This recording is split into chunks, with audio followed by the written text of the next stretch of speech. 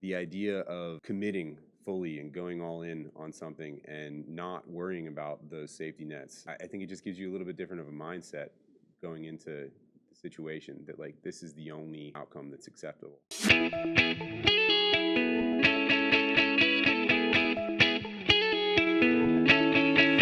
Hello and welcome to Center for Victory's podcast of Your Best Day Yet. At Center for Victory, we're here to help unlock, reinforce, and enrich relationships through personal and professional development. I am Eric Guy, Chief Victory Officer. With us today is a friend and a fellow Canyon mate, Zach Olawski. He's going to be talking today with us, folks, about his experience going through the Grand Canyon recently, but more importantly, he's got a great lesson for us today that he came up with, and I asked him to share it on the show. So before I introduce yourself, Zach, we just went through the canyon. We took a group of about 20 people through the canyon. You were one of those, and I think you had a pretty decent experience. But before we dive into all that, because you've got some good tips here for us, just go ahead and kind of briefly explain yourself and what you do. Yeah, so my knowledge of Mackin started in 2006, right? And I needed a job, and my first job was I worked my way up to be a chef at a small Italian restaurant, Batto's Cucina in Peters Township. If you've been there, great experience, but I knew it wasn't what I wanted to do necessarily. So, when you're 16, I think a lot of people, if you're good at math, you'll get the advice like, oh, you should be an engineer, right? And it's like, okay, well, I didn't know any, I went with it, and I said, okay, I'm just going to be an engineer, and that is when my dad said, hey, I don't know if you know this, but your grandfather actually owns an engineering company here in Pittsburgh, and maybe you'd want to work there. And I was shocked about that. My grandfather, I guess our conversations just never had anything to do with work. It was always about Interesting cookies or his wife and his relationship with his wife. He had two loves, right? It was his wife, and there was this whole other part to him that I really didn't know at the time. And so I was like, yeah, I would love to do that.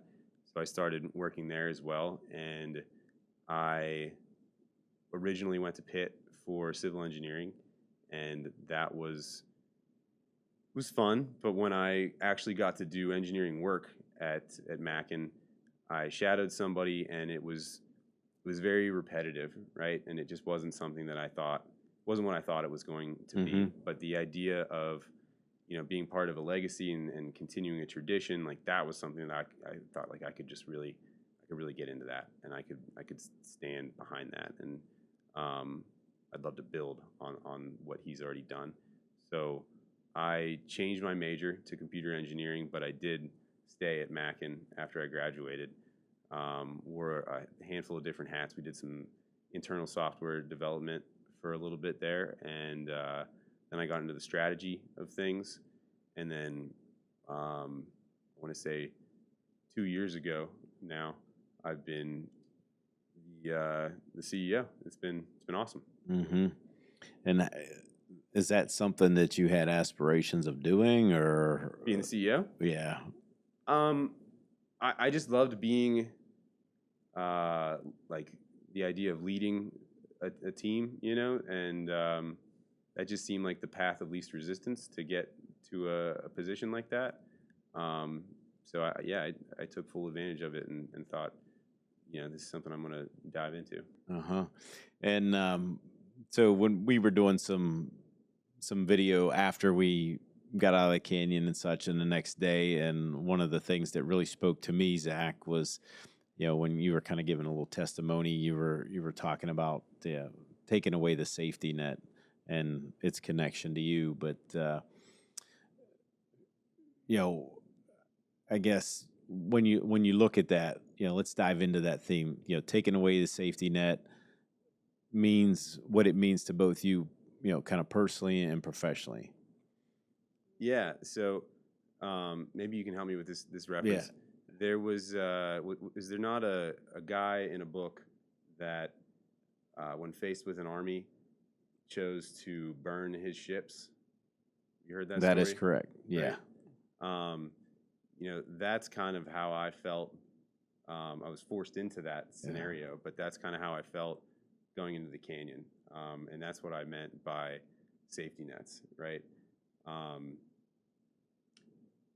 So like the sign that's up at the top of the canyon, it's,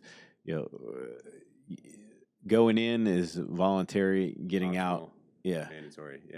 Getting out is mandatory. You have to go in. So the adventure, for those of you that, I guess for those people that don't know, I mean, most of the people are going to understand, but for those of you that are listening or watching and don't know, we do a rim to rim from north to south rim. It's about 25 miles, more or less. People argue about actually how long it is, but 27. Yeah. Yeah. Mine said a little bit more than 25, but generally 25. Yeah, there's a huge descent. I mean, and there's no way out. You either have to go back up the way you came, but really once we drop everybody off, the bus is leaving and it's heading back to the south rim, and then the north rim to the south rim is a 4-mile drive. So once you drop in, unless you're taking a helicopter out of there, you have to make it through. And I think you were doing fairly well. I mean, you and Amanda were doing fairly well working together. I think she said you were about 21 miles in, and then your leg kind of gave you a little issue. So is that true? She had the issue first, and like I said, it lasted about 10 minutes. She got a little bit in her head. There was some misinformation that went on. A lot of misinformation that went on, by the way, with the guides and distances. That was a theme throughout the whole trip. But we were told, as soon as you get up to this next stop, it's 4.5 miles, and you're out. And we knew that was a tough 4.5 miles, but it ended up being like a mile to get to that 4.5 miles, and then we get there, and the same guy says, "All right, 6 miles. These next 6 miles are going to be tough." And we're like, "Whoa! Wait a second." So a little bit of panic set in for Amanda, and she had to kind of get talked down. I was happy to do that, and then just minutes later, that was when, if we back up, when I was training for this, I did a little, I tweaked my knee there, just going downhill, and so I had a brace on that knee, but I was using my left knee quite a bit, and I did the exact same thing, on mile 20, 21 to my left knee. So I knew how painful it was going to be, and that was a mental, physical challenge that just all happened there unexpectedly. I think I told you though, leading up to that though, I was kind of having I was giving up almost. Like if I had an out, I would have taken it. I felt like I had accomplished enough, and nothing was wrong. Everything was great. It was fairly easy up to that point, but I was still kind of in that mindset that like we've done enough. We can kind of get out now. So yeah, it was a big shift. Well, and the reason why it spoke to me is like removing that safety net. One of the things that you actually said when we were doing the testimonials, I don't know if you remember this or not, but that's why I wanted you to speak about it today, because it was like, wow, that makes a lot of sense. There are a lot, we've grown up with having a lot of safety nets, right? And, removing that safety net can lead to a lot of growth, like when you're going through the canyon, not just physically, but emotionally and mentally as well. But, for you, even when it comes to risk, how can removing that safety net lead to growth in your mind? Yeah, I mean, if you think about, you're committed to doing something, you have an outcome that you want to see happen. But I think, at least personally, I'm always thinking about, well, if this doesn't happen, how can I get the most out of this along the way, And in some respects, I think that can be positive, but in a lot of ways, I feel like that's just you're immediately building in crutches, and the idea of committing fully and going all in on something and not worrying about those safety nets, I think it just gives you a little bit different of a mindset going into the situation that like this is the only outcome that's acceptable. And in the Grand Canyon, it was the only outcome that was really even in front of me, right? And that's what I meant by like it was pushed on me, but I found a lot of value in being put in that situation. Mm-hmm. How do you think it's gonna impact kind of life moving forward? Because again, I don't know if you remember your testimonial video, but like it's like, hey, look, I think one of the things that you said in there was, I think I need to do more without a safety net. Yeah. I think if we're talking about work, I have examples on both sides, and I bet more are successful when I dive fully in. Like, I said we have a West Virginia. I don't know if I said we have a West Virginia office. We do have a West Virginia office. That's our newer office, and we made a great strategic hire with like a great person, great engineer, Todd Crooney, and we were having trouble getting work in West Virginia, but it was because we just hired Todd, and that was like our effort, right? Mm-hmm. We then got an office down there. We hired 2 employees, and that's when things really started to turn around. But it took that investment to really show that we weren't just trying to get work. We were trying to be part of the culture there. We wanted to understand what the problems were in the area. It took all of that to really see something, and it made a lot of sense. We're doing the same thing in Ohio, but a different approach, right? We thought, while we're going after West Virginia, we're going to kind of try to do that same thing in Ohio on a budget, right? And we have no work in Ohio. We have no presence in Ohio, and I think that's, indicative of the approach that we took. And doing it that way, like even when you have a little bit more risk, I think is beneficial in the long run, right? Yeah. Absolutely. So I've going back to the Grand Canyon, the rim to rim. What inspired you to take the challenge to go rim to rim in the canyon? What inspired me? You're laughing because it's not what, it's who, and it's you. Your sneaky charisma, I think, was what got me to go to the canyon. Charisma, I like it. Yeah, that's all you. Kudos to you. And then that became like a reality all of a sudden, and we're training. Amanda and I. Amanda was all in. I don't think she needed to be convinced, but the preparation was a lot more enjoyable, I would say, than I anticipated. I apparently like hiking. It's fun. Some people like to cut their grass. I could be fine never cutting grass ever again. I agree. But hiking, something new. It's a lot of fun. It's relaxing.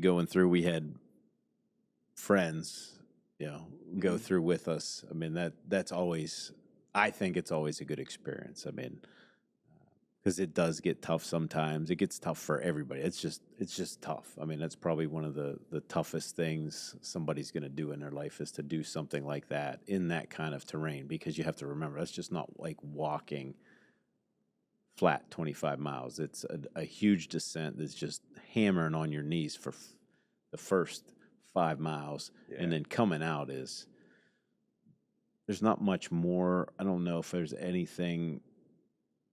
I'm sure there have been things that have been more challenging, but that is to mind right now. Yeah, they don't come to mind. And that this year was even different because I got to watch several people come out and walk along with several people coming out of there, and just remember how difficult that is. It's like, but speak of that, because Amanda talked about it as well, but being able to go through it together, what did that do for you, or did it do anything? No, it definitely did. I think that definitely brought us closer. It was like I said, it was really good being able to be there for her while that was applicable, and then it just quickly turned to all me, and I loved that she kind of. I don't think that I was great at handling what she was dealing with. I think she just kind of swallowed that because she needed to, and I really appreciate that I have. I'm very thankful for that relationship that I have with her. Uh-huh. She was able to even do that. So does that set the stage for other things that could possibly come up in both of your lives that may include a little bit of risk? What are you getting at there? Huh? I don't know. Where do you think I'm taking it? Uh, No, just things that you'll face Things that we'll face down the road. Sure. Yeah. Yeah. Yeah. I think one of the things, like if you were to say describe yourself, one of the things that I would say that I am is first thing that comes to mind is resilient, and I really enjoy meeting somebody that is also equally resilient. She's gone through some different things, and um, you know, she's just been able to be very resilient through that, and I definitely look forward to growing together with her. Um, so you came back. I'm just curious because I actually haven't got to ask you this yet. So does your daughter understand? So Zach has a young daughter. She's 5 or 6. About to be 6. 6. September. Okay. Does she have any comprehension of what you did? I don't think so. No. She didn't meet you at the door and say, "Wow, Daddy, that was great." No, she got jealous there for just about a minute. Yeah. And said she wanted to do it, and I said, okay, well, let's go to the park. The park is right next door to my house, and halfway through, she fell right into my plan. She said, "Can you carry me?" And I said, "This is why you're not going to the Grand Canyon." And she was fine with that. So I said, I think who's 12-year-old daughter, right? Yeah. Yep. I said when she's 12, maybe we'll talk about that. Would that be something that you would think would be beneficial for a father and daughter to go through? Oh my God, yeah. I mean, seeing Paul and Molly go through that. Molly was just amazing. She's pushing the guides, right? She made light work of that, and there's a rumor going around. I don't want to start anything, but there's a rumor going around that Dad wasn't keeping up, and she actually asked her dad that if she could carry anything for him. So I don't know if it's true, but I heard that same rumor. Did you? Yeah. Okay. It'll be something good to talk about when we get together. So Paul and I, not to get off on a tangent here, but Paul and I, the first stop there, it was still dark, and everybody's hanging out, and I'm thinking, I want to get moving, right? I want to get through as much of this before it turns into 120 degrees as possible. And Paul was on the same track as me, so we kind of like had a very quick conversation, and then we're like, hey, let's keep moving. And we went. There was a little bit of debate about whether we went down the right path. We thought maybe there were like it was a split path, and we thought maybe we went the wrong way because we hadn't seen anybody for the longest time. But it was great watching, having a companion like that in Paul, and seeing him with his daughter too. Like, we had a great time going out there, and eventually one of the guides caught up with us, and then it got really hard because it got really hot, and all the things that we were avoiding or trying to get past, they all happened right around that. Was the corkscrew thing? Oh, the corkscrew. Yep. Yeah, Paul had some trouble with that. I had some trouble with that. Molly had no trouble with that. She was well, and you guys caught it with full sunlight. Yeah, like the group I was with. That's it true. Was all in the shade. So, we thought we were doing ourselves a favor, and we did not there. Yeah. Well, you never know. I mean, everybody talks about it, but the times I've went, I've always had, shade. I've been fortunate. I mean, other times there's, it's sunlight, but yeah, I think it's really impactful for people like to do it together. like the mindset, like I always have people call me, they'll sign up. I don't know if this was the same for you, but the people just asking like, why are you doing it? Why would you go and do that?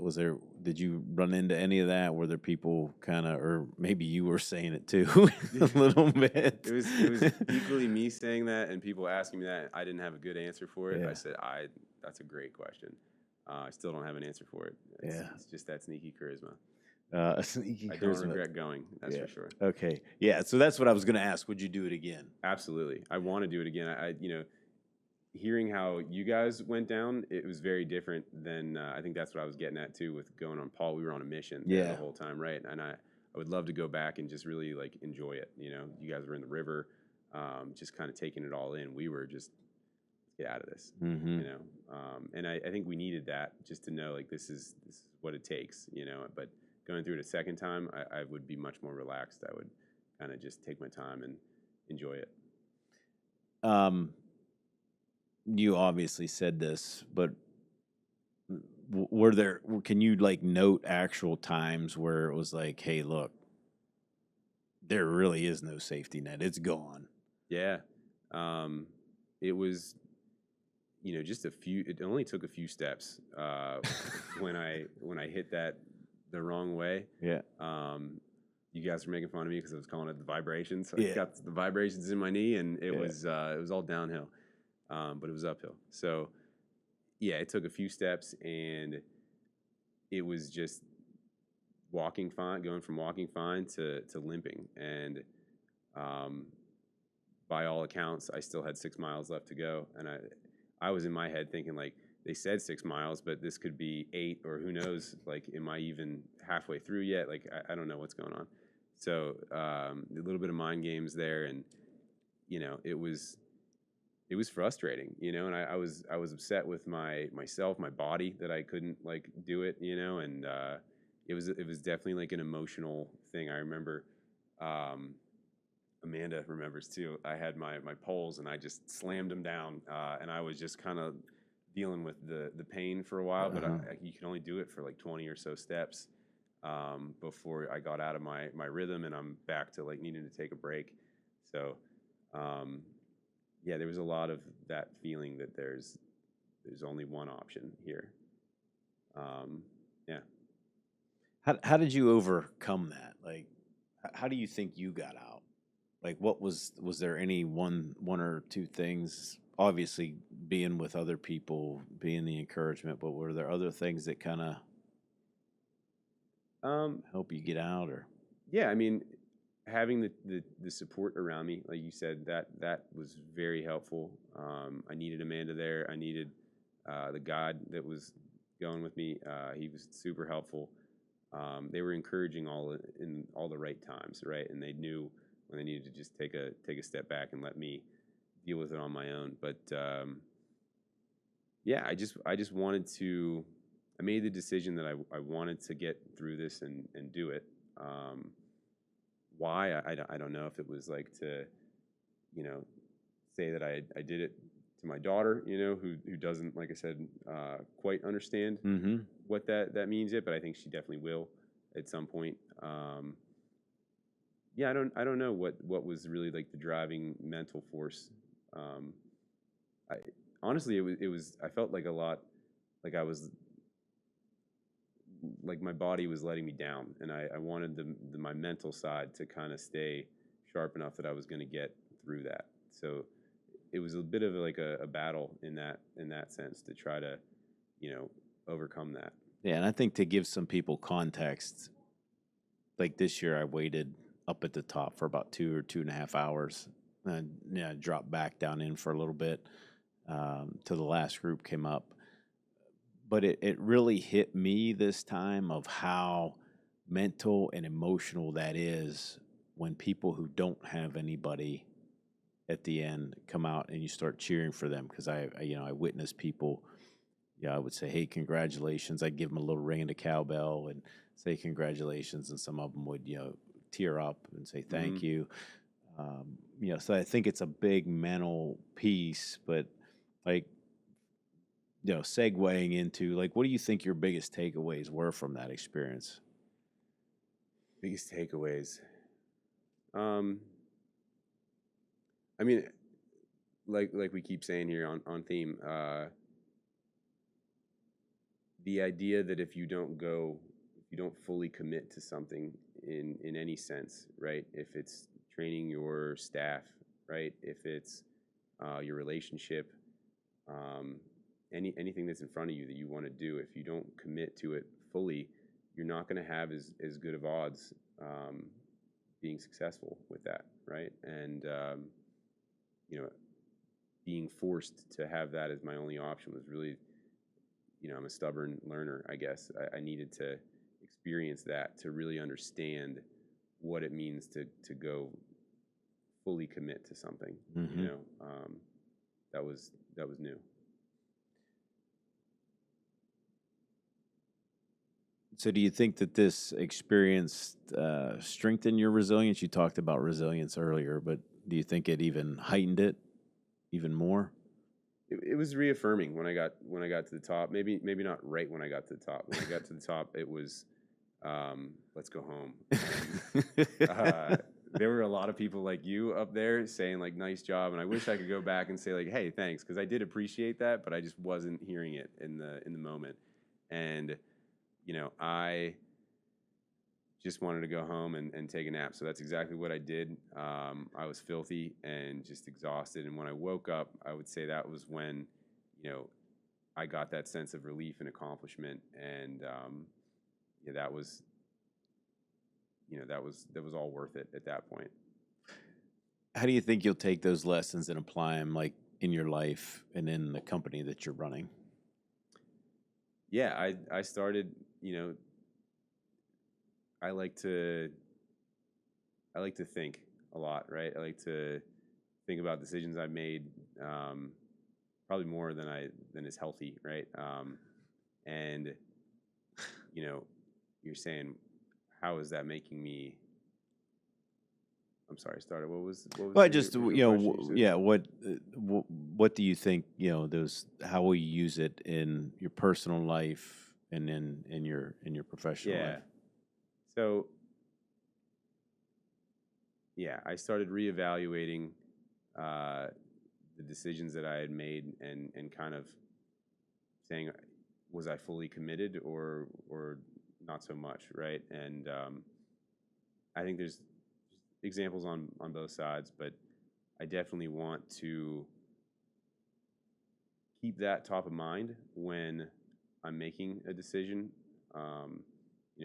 If we're in the leadership team is all together and we decide that this is something we want to do, I want to be cognizant or sure that everybody agrees that this is the path forward, right? Because I think you can have 80% buy-in, and that can be really detrimental to the success rate, right? Mm-hmm. So I want to make sure that everybody feels that same sense of we're committed to this, right? No matter what that is. That's kind of what I was thinking about with, in the office is just we have a leadership team. We make decisions all the time with different varying rates of success with the initiatives that we set forth. But I bet you if I went back and thought, like, was everybody really committed to that?